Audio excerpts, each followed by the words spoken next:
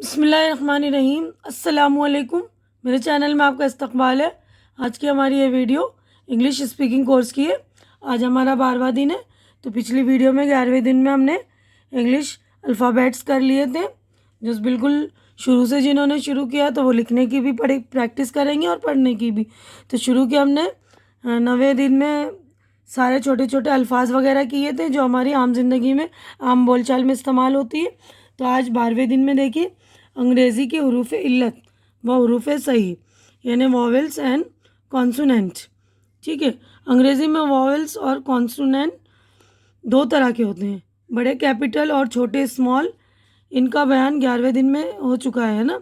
तो capital letters और small letters का बयान हमने 11वें दिन में कर लिया। अब यहाँ वॉवेल्स और कॉन्सोनेंट के मुख्तलिफ तलफ़ुज़ के बारे में बताया जा रहा है। साथ ही साथ आप इसके हरूफ तहज्जी भी सीखेंगे। ठीक है, अंग्रेज़ी में 5 हरूफ इल्लत यानी वॉवेल्स हैं और हरूफ सही यानी कॉन्सोनेंट 21 हैं। ये हरूफ इस तरह हैं। वॉवेल्स तो हो गए A E I O U। ठीक है ना, ये 5 जो है वॉवेल्स हैं। अब ये जो है हरूफ इल्लत यानी ये हरूफ इल्लत हुए और ये हरूफ सही यानी कॉन्सोनेंट BCDFGHJKLMNPQRSTVWXYZ।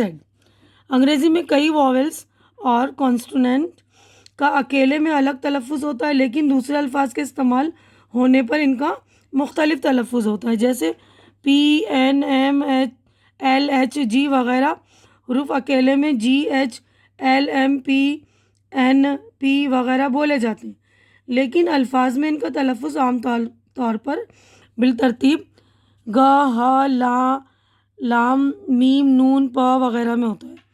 ठीक है ना। तो देखिए अंग्रेज़ी के हरूफ के तलफ़ुज़ अंग्रेज़ी हरूफ के तलफ़ुज़ यानी प्रोनाउंसिएशन जो हम बोलते हैं। अंग्रेज़ी हरूफ तहज्जी को बोलने में जो तलफ़ुज़ इस्तेमाल होते हैं वो मिसाल के तौर पर इस तरह है। तो देखिए अंग्रेज़ी हरूफ और आवाज़ और उनका तलफ़ुज़ देखिए ए मैन, MAN मैन, और कार, CAR कार। बी का आवाज़ जो बी की बुक। सी की आवाज़ जो है क के लिए भी यूज़ होती है और स के लिए भी। जैसे यहाँ पे देखिए सेंट और यहाँ पे CAT कैट। तो सी का जो मतलब तलफ़ुज़ होता है कभी कभी क का आता है और एस मतलब स का भी कभी कभी होता है। डी ड डिड। ई का तलफ़ुज़ ई का यानी शी, SHE लगाया शी मैन। एफ का तलफ़ुज़ फुट। जी का तलफ़ुज़ ग और कभी कभी होता है ज। यानी देखिए ग वाला तो गुड हो गया और ज वाला जॉर्ज। एच वाला हैन। आई इंडिया। आई का तलफ़ुज़ होता है काइंड, बीच में लगाते तो आई का ही आवाज़ मतलब आई की आवाज़ देता है वो काइंड। जे देखिए जे से ज का तलफ़ुज़ देता है जोक। के किक। क का तल है ना।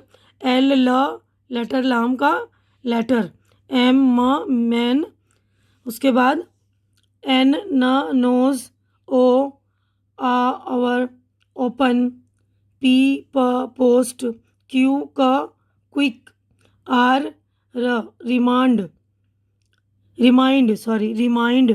S send. T teacher. U का तलफ़ुज़ देता है UP up cup, CUP cup. U salute. तो यू का मतलब कभी कभी तलफ़ुज़ य का भी आता है U salute. V value. W walk. X का तलफ़ुज़ देता है एक्सरे। वाई य का यंग। आई का भी देता है कभी कभी देखिए M वाई लगा तो माई। और ज़ेब्रा, जेड का तलफ़ुज़ ज़ेब्रा। तो यहाँ क्यू के साथ हमेशा यू लगता है चेक, क्विक। तो क्यू के साथ हमेशा जो है यू लगता है, यू के साथ उसकी आवाज़ आती है। अब अगले सफ़े पर हम चलते हैं। अंग्रेज़ी के मखलूत अल्फाज जैसे CH च, TH थ या ठ, PH फ। SH श, GH घ या गैन ग की आवाज़ आती। GH के पहले वाविल हो तो GH का लफ्ज़ खामोश यानी साइलेंट होता है, जैसे राइट, RIGHT राइट है ना लफ्ज़, तो लेकिन GH का जो है खामोश हो गया वर्ड, साइलेंट, वरना घ होता है, जैसे घोस्ट, भूत। कभी कभी GH से फ का भी तलफ़ुज़ होता है, जैसे रफ़, ROUGH रफ़। ठीक है। बड़े और छोटे हरूफ का इस्तेमाल अंग्रेज़ी के जुमले की तश्कील में छोटे स्मॉल और बड़े कैपिटल दोनों हरूफ का इस्तेमाल होता है। बड़े हरूफ कैपिटल का इस्तेमाल मुंतज़िल जगहों पर होता है। देखिए यहाँ पर हम कैपिटल लेटर्स देखिए कहाँ कहाँ यूज़ करते हैं, तो ये देखिए हर जुमले का पहला हरूफ। अब यहाँ का देखिए पहला हरूफ है ना, दिस इज़ अ बॉक्स, तो टी बड़ा है, यानी कैपिटल लेटर है। व्हेन डिड यू कम, तो वैन का W बड़ा है, ETC। तो देखिए दिस इज़ अ बॉक्स, ये एक सेंटेंस है, यहाँ पे फुल स्टॉप है। अब अगला सेंटेंस है ये वैन, तो यहाँ पर W बड़ा है, ठीक है ना। किसी इसम का पहला लफ्ज़, किसी नाम का पहला लफ्ज़, जैसे ध गंगा, तो ध स्टार्टिंग का वर्ड था तो टी भी बड़ा आया, और गंगा का जो यानी नाम है ना, नदी का नाम है, तो गंगा का जी बड़ा। द ताजमहल, सॉरी द ताज, उसके बाद मथुरा, रहमान, नाम है ना सारे, मथुरा, रहमान, द ताज, तो ये सारे जो है पहला लफ्ज़ जो इसका हमेशा बड़ा होगा। अंग्रेज़ी शायरी के हर एक मिसरे के शुरू में, यानी कि अंग्रेज़ी पोएम होती है ना, तो देखिए अब अंग्रेज़ी शायरी के हर एक मिसरे के शुरू में, यानी जब पोएम होती है उसका स्टार्टिंग होता है, तो his coat is ragged and blown away, ठीक है ना। तो ये पहला लफ्ज़ जो है बड़ा कैपिटल लिखेंगे। He drop his head and he knows not why, तो ही पहला लफ्ज़।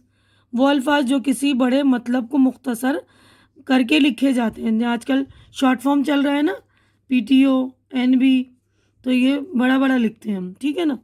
महीने और दिनों और हफ्तों के नाम का पहला हरूफ, जनवरी का J पहला, मार्च, संडे, मंडे, ठीक है ना, इस तरह। किसी आदमी की डिग्री का पहला हरूफ, जैसे BA LLB ये सब जो है ना डिग्री है, तो इनके हरूफ जो है कैपिटल लेटर्स में होते हैं। किसी आदमी, अच्छा ये हो गया सातों खुदा के नाम के साथ और इसके इस्तेमाल में आने वाले ज़मीर का पहला हरूफ, गॉड, लॉर्ड, ही, हिज, ठीक है, यानी ज़मीर जो इसम की जगह इस्तेमाल करते हैं उसको ज़मीर कहते हैं ना, तो ही और हिज जो है ज़मीर है, और गॉड और लॉर्ड जो है इसम है। देखिए आठवां, अंग्रेज़ी में मैं के लिए, यानी हमेशा मैं के लिए जब हम आई यूज़ करेंगे ना, I, how can I ever forget what have you done for me, यानी आई हमेशा कैपिटल लेटर में लिखेंगे। उसके बाद नवा, ख़त के आगाज़ में ख़िताब, सैल्यूटेशन करते हैं ना, जब ख़त लिखते हैं, सलाम दुआ करते हैं, सैल्यूटेशन का और कम्प्लीमेंट्री क्लॉज का पहला हरूफ, डियर, कविता, आंट, सर, तो ये जो करते हैं ना हम, डियर का डी, आंट, सर का ये जो है कैपिटल लेटर्स में लिखेंगे। योर्स सिंसियरली, अफेक्शनेटली योर्स, ठीक है ना। तो यहाँ पर जो हम लिखते हैं, ख़िताब करते हैं, आगाज़ में भी आखिर में भी जब हम योर बोलते हैं ना, योर सिंसियरली, तो यहाँ पर भी हम योर जो है बड़ा लिखेंगे। अब उसके बाद क्वेश्चन मार्क्स के अंदर जुमला शुरू करते वक्त जुमले का पहला हरूफ, अगर हम क्वेश्चन भी शुरू कर रहे हैं, he said don't forget to inform me about the date of your interview, तो यानी यहाँ पर बोल रहे हैं ना, तुम मुझे अपने इंटरव्यू की डेट बताना भूलना मत, तो यहाँ डोंट जब कुछ हम किसी से बोल रहे हैं, इन्वर्टेड कॉमास के अंदर आ रहा है कोटेशन मार्क, सॉरी ये क्वेश्चन मार्क नहीं है, कोटेशन मार्क, ठीक है, तो ध्यान रखेंगे, कोटेशन उसको कहते हैं, कोई कहता है तो उसके जुमले एज इट इज़ हम लिखते हैं, उसको कोटेशन कहते हैं, ठीक है ना। बराए याददाश्त, टू रिमेंबर, काफ के लिए अंग्रेज़ी में हरूफ Q और K और C इस्तेमाल होते, कहीं कहीं क के लिए CK भी, जैसे ब्लॉक, BLOCK ना एक साथ आ गया। C का तलफ़ुज़ स भी होता है, जैसे सीज़। गाफ के लिए G आता है, गुड, और जैम, ज के लिए जैम, मगर बाज़ दफ़ा ज के लिए G भी आता है, जैसे जर्म, ये ना जनरेशन, ठीक है, ये जनरेशन, जी का ज की आवाज़ दे रहा है यहाँ पर। वाव के लिए अंग्रेज़ी में V और W आता है, जैसे वेरी, वॉल। फ के लिए एफ इस्तेमाल किया जाता है और पी एच भी अंग्रेज़ी में फ के लिए इस्तेमाल होता है। जैसे फ्रूट, फिलॉसफी, तो ये है ना पी एच, फिलॉसफी, यहाँ भी पी एच। लेकिन अंग्रेज़ी में तलफ़ुज़ हमेशा फ नहीं फ होता है, यानी फ नहीं होता, अंग्रेज़ी में तलफ़ुज़ जो है फ का होता है। ठीक है, तो ये वाली बातें आप लोग याद कर लेंगे, छोटी छोटी जो है बातें, तलफ़ुज़ कौन से वर्ड से क्या मतलब तलफ़ुज़ निकलता है, कौन सी आवाज़ आती है, सारी बातें याद कर लेंगे। ठीक है, उम्मीद करती हूँ कि मेरी ये वीडियो आपको पसंद आ रही होगी। पसंद आ रही तो इसे लाइक कीजिए, ज़्यादा से ज़्यादा शेयर कीजिए ताकि ज़्यादा ज़रूरतमंद लोगों की ज़रूरत पूरी हो सके, और मेरा चैनल सब्सक्राइब करके मेरी हौसला अफजाई कीजिए। हमारी अगली मुलाकात अगली वीडियो में होगी, तब तक के लिए अल्लाह हाफिज़।